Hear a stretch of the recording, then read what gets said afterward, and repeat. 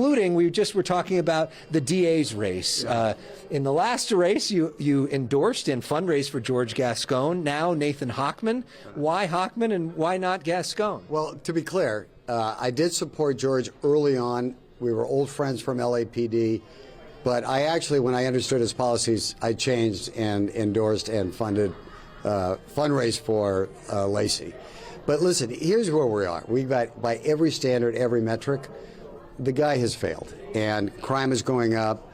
More people feel less safe in their communities. We've got small businesses being impacted. We were with Christy Vega yesterday, as you know, at Casa Vega.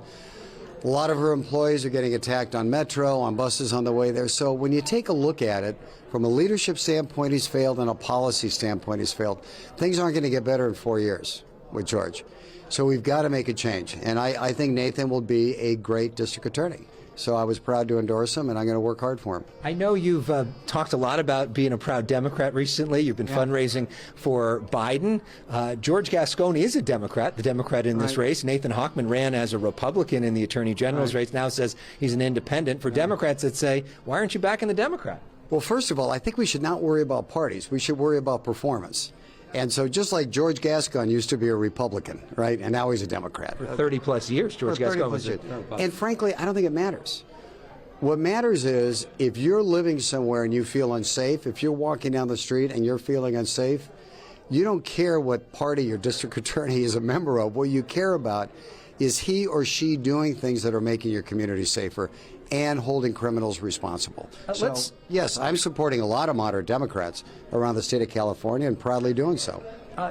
On the issue of homelessness, you talked about that during the Victims Roundtable yesterday, saying that there's been a failure of leadership in Los Angeles. Does that failure of leadership include the mayor of Los Angeles, Karen Bass? It includes every elected official. It includes everybody on the council. Let's all just be honest about it. Walk around the streets, drive around the town. I drove going to that meeting through Skid Row. It's never been worse. It's so sad. It is so inhumane what's happening, but it's through every part of our region now. Whether you're in Brentwood or the Palisades or Hollywood or South LA, it's everywhere. Now, we're going to get the homeless count. I think this Friday it's coming out. We're going to see what the numbers look like. And I hope it's gone down. But the reality is it's not getting better, and we're not building housing. So and what do we do differently? Build housing. Get them off the street. Karen Bass had a plan. Where's the plan? I had a plan. I was prepared to implement the plan. You can't solve the problem until you build housing to get the homeless off the street. So what about your future? There's been speculation that you're may run for governor or maybe run for mayor again. Are you actively thinking about running for governor? Well, right now I'm actively thinking about getting Nathan Hochman to be the district attorney, and that's going to be my focus.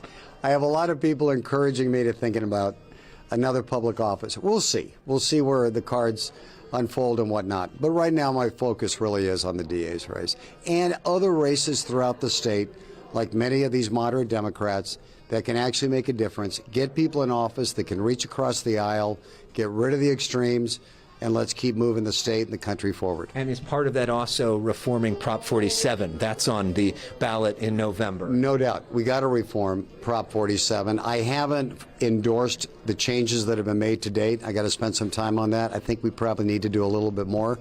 But we clearly have to change that. It's been a problem. And lastly, we're here for the World Affairs Council. A big part of what we're going to be talking is about what we can learn from other cities around the world. What's the biggest lesson that you've learned from other cities that could be implemented here in Southern California? Many other cities and countries do not have a homeless problem because they build housing. You know, you go into, Austria has a huge program, and it's had for years building housing. So they're committed to getting people off the streets and giving them a better form of life and a path in life. And we've got to adopt that.